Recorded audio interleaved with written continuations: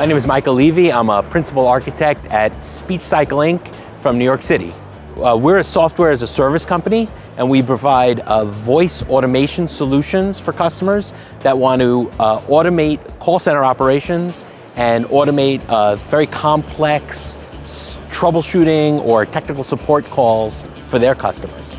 I'm very excited about Windows Azure. Some of the best, most interesting scenarios are it gives us the ability to enter markets that we weren't able to enter before. The amount of hardware that would need to be deployed to support the typical load for a customer doesn't allow us to scale down to smaller customers. So now we have some elasticity. So we can now support smaller and medium-sized businesses that would not have been appropriate for our current infrastructure. We also can support solutions that require more of a dynamic load. I keep thinking of tax time. If someone wanted to build a complex application to help people filling out their tax forms, it would only be used 2 months, 3 months out of the year and would need high capacity.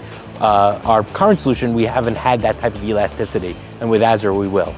Our existing application server is a .NET application. It runs under ASP.NET, and it was a pretty straightforward task to migrate that to run under Windows Azure.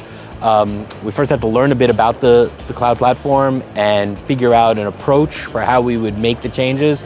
But the changes were pretty straightforward. Actually, most of the changes were overdue anyway to properly support 64-bit computing and IAS 7, not necessarily changes that were required for Azure. Very straightforward, though there are some interesting additional features that we're going to have to start planning because things like multi-tenancy in the cloud and really making the best use, efficient use of those cloud resources will require some new thinking. The three things I think of when I think of Windows Azure are elastic.NET computing.